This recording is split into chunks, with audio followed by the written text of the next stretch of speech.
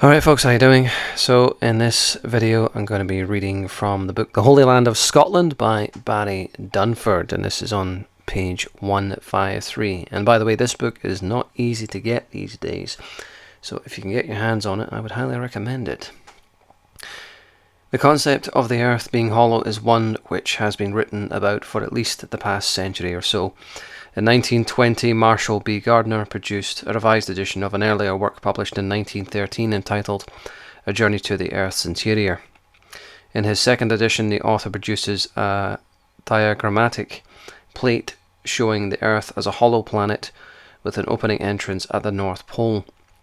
What is significant is that a photograph taken by the SS-7 satellite on 23rd of November 1968 over the North Pole without cloud cover clearly reveals a substantial circular opening which, it is claimed, was subsequently navigated by Rear Admiral Richard E. Byrd, United States Navy, on a secret expedition made in 1947.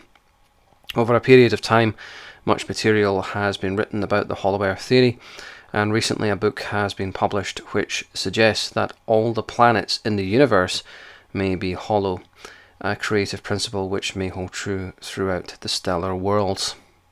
In more recent times, the theory of a hollow earth is generally believed to have first been investigated by an American writer, William Reed, in 1906, and subsequently by another American, Marshall B. Gardner, as previously mentioned. However, what is not so well known is that in 1898, a 48-page booklet was produced entitled The Secret of the Poles.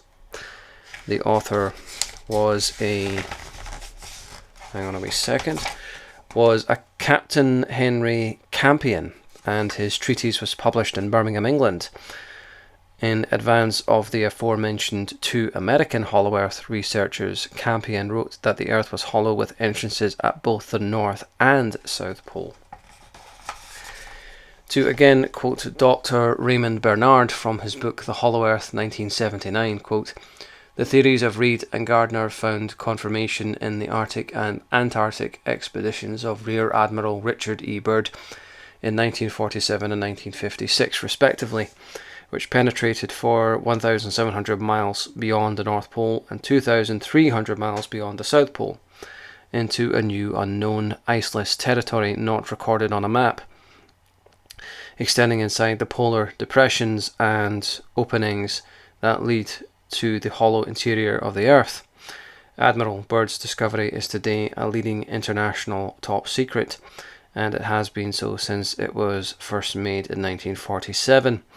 After Byrd made his radio announcement from his plane, and after a brief press notice, all subsequent news on the subject was carefully suppressed by government agencies. There was an important reason for this. Before he left on his 7-hour flight from his Arctic base over iceless lands beyond the North Pole, leading to the interior of the Earth, Admiral Byrd said, "I would like to see that land beyond the pole. That area beyond the pole is the centre of the great unknown." In November 1955, before embarking on his South Pole expedition, Admiral Byrd stated, quote, "This is the most important expedition in the history of the world." Further, a radio announcement from Byrd's Antarctic expedition confirmed by the American press of February 5th, 1956, stated, quote, "On January 13th, members of the United States expedition accomplished a flight of 2,700 miles from the base at McMurdo Sound, which is 400 miles west of the South Pole, and penetrated a land extent of 2,300 miles beyond the pole. On his return from this South Pole expedition, Admiral Byrd on March 13th, 1956, remarked that, quote, "The present expedition has opened up a vast new territory." Rear Admiral Byrd died the following year at 68 years of age. In support of the hollow earth theory, an intriguing tale is recorded in a book entitled Belden, the White Chief, or 12 Years Among the Wild Indians of the Plains, which was published in 1870 in the USA. The book is a compilation edited by General James S. Brisbane from the diaries and manuscripts of George P. Belden, who is described as, quote, the adventurous white chief, soldier, hunter, trapper, and guide. On page 52 is recorded part of Belden's conversation with a North American Plains Indian squaw named Washtela.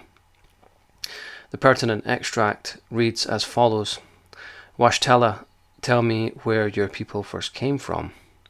Long, long ago, she said, they lived in the earth, which is hollow, but one day they came to an opening and came out. When, liking the outside best, they stayed and would not return. My own father once saw the hole they came out of, but I never saw it, as it is far down the Missouri where the white man lives.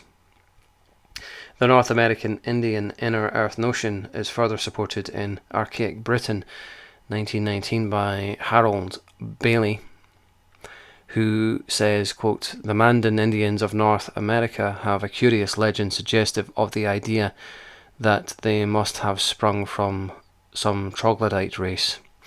The whole Mandan nation, it is said, once resided in one large village underground near a subterranean lake.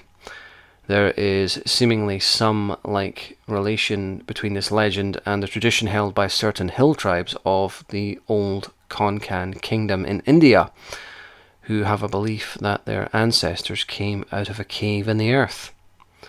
To conclude, it would appear that Mount Schehallien is a holy mountain geomantic vortex in alignment with Mount Moriah and Mount Sinai in the Middle East, with a portal into the inner earth domain.